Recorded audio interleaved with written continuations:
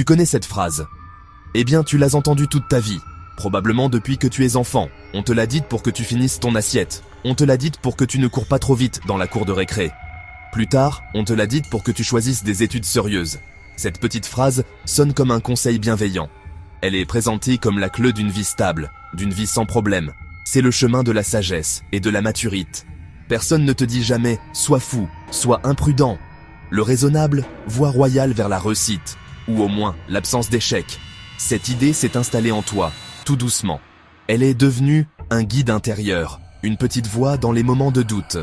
Elle te dit de ne pas prendre de risques inutiles, de suivre le peloton là où la route est bien éclairée. Le raisonnable est une promesse. Si tu suis les règles et coches les bonnes cases, tout ira bien. Tu auras une bonne situation, une famille, une maison, une retraite tranquille. C'est un contrat social implicite. Fais ce qu'on attend de toi, et le système prendra soin de toi. C'est simple. C'est rassurant. Pour autant, ce confort a un prix. Cette injonction n'est pas neutre. C'est une norme qui oriente tes choix, tes ambitions, tes rêves, et définit ce qui est acceptable. Dès le plus jeune âge, le système scolaire commence à te formater. Il ne le fait pas méchamment, il le fait pour t'intégrer. On t'apprend à lever la main avant de parler, à rester assis pendant des heures. On te récompense pour les bonnes réponses. On te sanctionne pour l'agitation et les questions hors cadre. Lentement, on t'enseigne que la conformité est récompensée. Suivre les instructions, respecter les délais, rendre un travail propre. Comportement attendu d'un bon élève, qui deviendra un bon employé. On te parle de filières avec des débouchés. Le message est clair. Choisis une voie sûre, un emploi stable, un salaire régulier. L'art, la philosophie, la musique, c'est bien, mais pour le plaisir. Pour vivre, il faut être raisonnable. On te dit de choisir un diplôme qui vaut sur le marché. Explorateur, artiste, entrepreneur sans capital, classe non viable. Cette pression vient de partout. De la famille inquiète, des amis qui suivent le même chemin, des médias qui montrent des carrières linéaires, études, stages, premier emploi, promotion. Chaque étape validée rassure, tu avances dans la bonne direction, la direction de tous. Le piège, c'est que tu ne le vois pas. Tu appelles ça du bon sens. Épargner chaque mois, voiture à crédit, prêt immobilier, l'objectif d'une vie. Une fois adulte, le chemin raisonnable devient clair. Trouver un travail stable, un CDI de préférence. C'est le Graal. Ce n'est pas qu'un contrat. C'est un passeport pour la vie normale. Prêt bancaire, location facile. Sans ce sésame, tu es précaire. Le système te le fait sentir. Le freelance, l'artiste, l'entrepreneur débutant. Sur le bas-côte de l'autoroute. Admirer de loin, mais peu désirent leur place.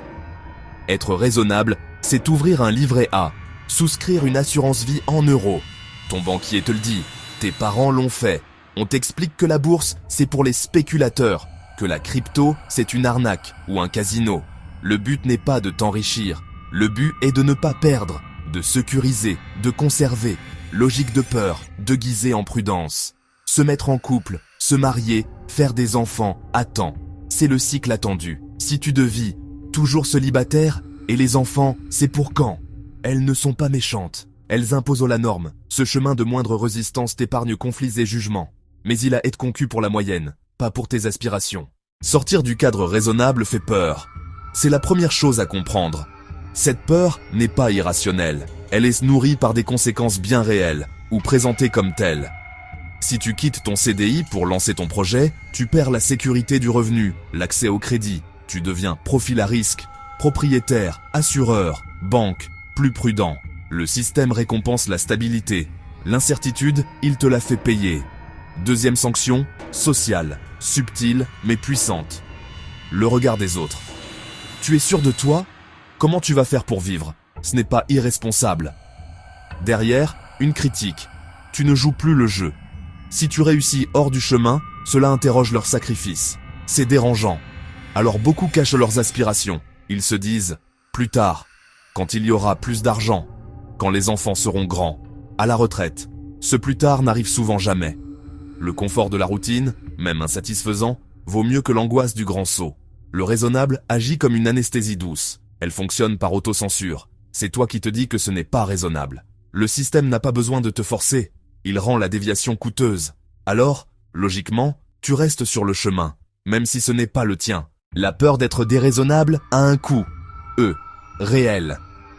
Un coût qui ne se voit pas sur un relevé, mais qui existe. C'est le coût des opportunités manquées. Entrepreneuriat, indépendance, sens. Un investissement plus audacieux, comme la crypto à ses débuts, aurait pu multiplier ton capital. Une carrière créative aurait pu t'épanouir d'une façon qu'un bureau ne fera jamais. Ce coût est aussi personnel, le regret de ne pas avoir essayé. Vers 40 ou 50 ans, tu réalises que tu as suivi un scénario qui n'était pas le tien. Tu as tout coché, maison, voiture, mais tu t'ennuies. Sécurité matérielle, flamme perdue. Placer ton argent à 1 ou 2% quand l'inflation est à 3% est raisonnable. Et pourtant, tu perds chaque année. Le raisonnable te protège des pertes rapides, mais t'expose à un appauvrissement lent et certain. Rester 20 ans au même poste pour la sécurité te prive de compétences, réseau, salaire négocié. La vraie sécurité, c'est s'adapter, apprendre, rebondir, pas l'immobilité. Le pilier central du raisonnable, c'est la promesse de sécurité. Fais les bons choix, suis le chemin, et tu seras en sécurité. Un emploi stable, une retraite garantie, une vie sans mauvaise surprise. Mais cette promesse devient une illusion. Le monde a changé. Les carrières à vie n'existent presque plus. Même les bons élèves en CDI sont touchés. La sécurité de l'emploi, c'est un mythe du XXe siècle. Le système par répartition est sous pression démographique.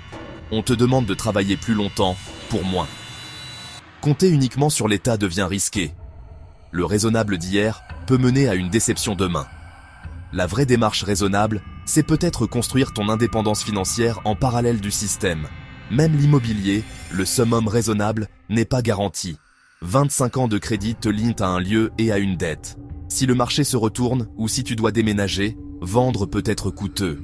L'idée que la pierre est le seul investissement sûr mérite d'être questionnée.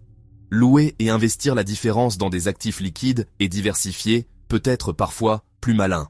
Mais ce n'est pas le choix par défaut.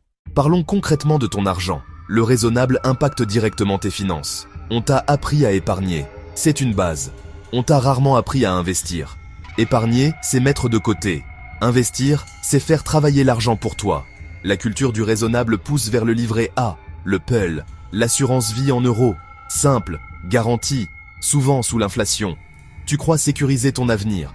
En réalité, tu acceptes un appauvrissement lent et certain. Paradoxe, ton argent dort. La banque le prête plus cher. Tu prends le risque de l'inflation. Elle prend les bénéfices. Transfert silencieux, légal, encouragé. Dès qu'on parle d'actifs dynamiques, actions, crypto, le discours change. Bulle, volatilité, tout perdre. Oui, il y a des risques. Il y a aussi le potentiel, la diversification, des stratégies pour gérer ce risque. On préfère agiter la peur pour te garder dans des produits sûrs, qui garantissent une perte modérée mais certaine. Le raisonnable te pousse vers la consommation à crédit, au bénéfice des constructeurs et prêteurs, plutôt que vers l'investissement qui t'enrichirait. Bon consommateur, pas bon investisseur. La sanction la plus efficace n'est pas écrite dans la loi. Elle n'est pas prononcée par un juge.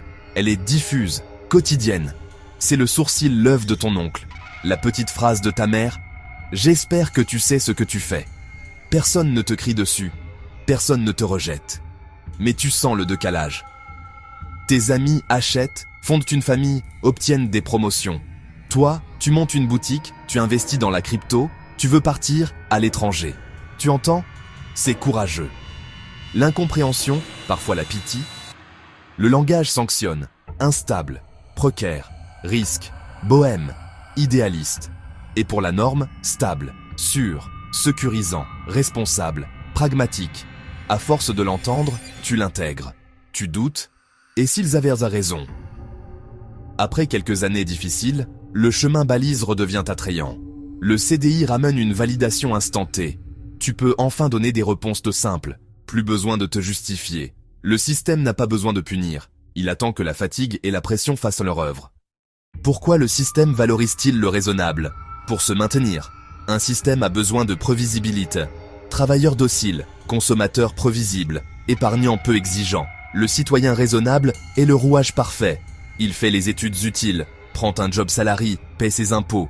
Il consomme à crédit, fait tourner l'industrie et les banques. Imagine un monde de raisonnable. Travailler moins, vivre plus simplement, refuser le crédit, investir massivement pour l'indépendance à 40 ans. créer des entreprises plutôt que chercher un CDI. Le système actuel s'effondrerait. Il repose sur une large base raisonnable qui soutient un sommet. Tes parents étaient raisonnables, tes profs aussi. On t'encourage à l'être pour le transmettre, c'est un cycle. Les voix dissidentes sont marginalisées, pas parce qu'elles ont tort, mais parce qu'elles menacent la stabilité. Le raisonnable sert ceux d'en haut.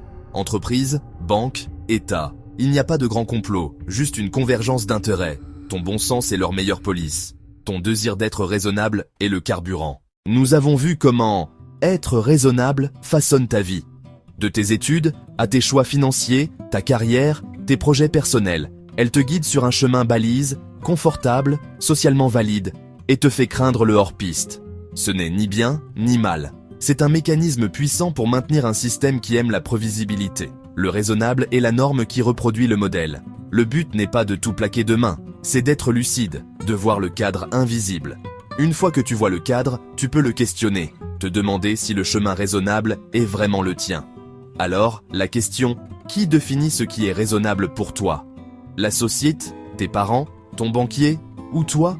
Tes propres valeurs, tes objectifs, ta définition d'une vie réussie?